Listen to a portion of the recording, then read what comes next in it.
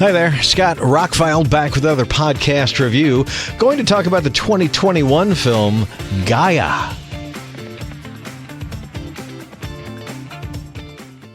didn't know much about this one. This is that diamond in the rough you're looking for.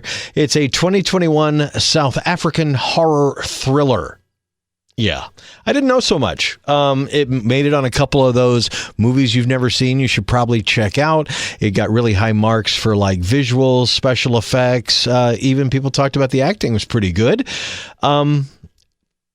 It was very cheap on Vudu, which is now Fandango at home. You can find it on other streaming services. I don't know. I was in the mood to watch a kind of ecological horror movie, and it hit me just right. I thought it was pretty darn good. So the movie was released back in March of 2021. Streaming rights were picked up, and it had a very brief theatrical release, made about $150,000 or something like that. There's only about 4 or 5 actors in the entire film. It basically talks about a couple of park rangers. You really don't know that it's South Africa. Later on in the film, most of the movie's in English, but later on there's some subtitles and you kind of get the gist of, okay, we're not in America, obviously. But it starts off like it could be anywhere, and they're using a drone and checking out the forest and everything, and the drone crashes, and they don't want to leave their quote-unquote trash there, so they land. She goes looking for it while the guy's going to circle around and come back and pick her up. That's where things start getting a little weird. To call this a horror movie, there are some horrible things, and if you have an aversion to funguses and things like that, kind of like The Last of Us, then you might consider this a horror movie. To me, it was more of a creepy thriller. There's an ominous tone to everything once we get into the forest. She gets injured. She finds 2 survivalists, an older fella and a young fella, and they're living in the woods, and they're kind of treating the woods a little more reverent than the average tree hugger type person anyway. I don't want to get into spoilers. I say that in a lot of reviews.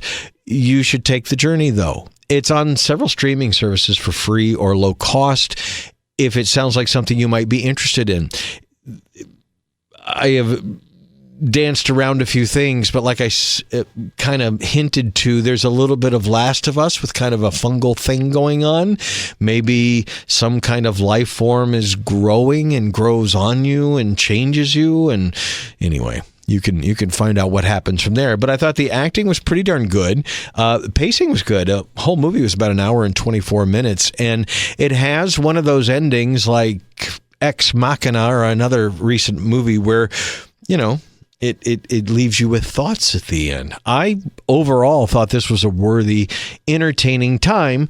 There's a lot of outdoor photography that's beautiful, walking through the forest and all that. There's an ominous tone to certain things. It just kind of feels creepy. As you get to know more about what's going on, it does get a little creepier. But again, there are a little bit of special effects, a little horror-ish in a David Cronenberg body horror kind of way. But overall, I would say that's minor. Critics seem to like it. It's at 80-something% on Rotten Tomatoes.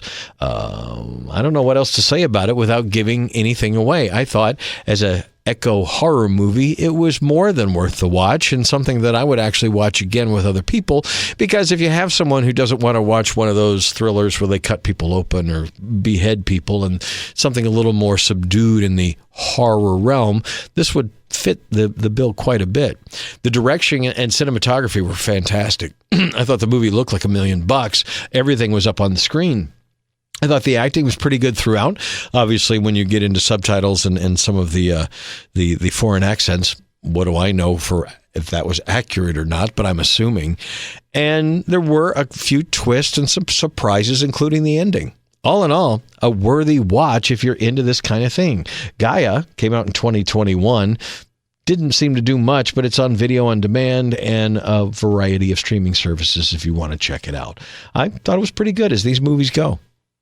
Unfortunately, it did not get a hard copy release. When I find movies like this on a list where it says one of those horror movies you need to see, the first thing I go look is, was it released on Blu-ray? Was it released in 4K?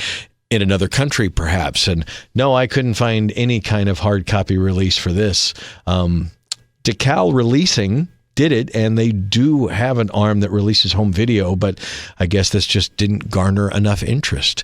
But I think it should. It's a diamond in the rough and better than some of the other low-budget things I've watched lately. Gaia is a pretty darn good watch for what it is, so check it out. I'm Scott. I'm ROCKFILE. Got a lot more podcasts coming, catching up. Thank you for your patience. Check out the links below if you want to support the channel, and have a spectacular day.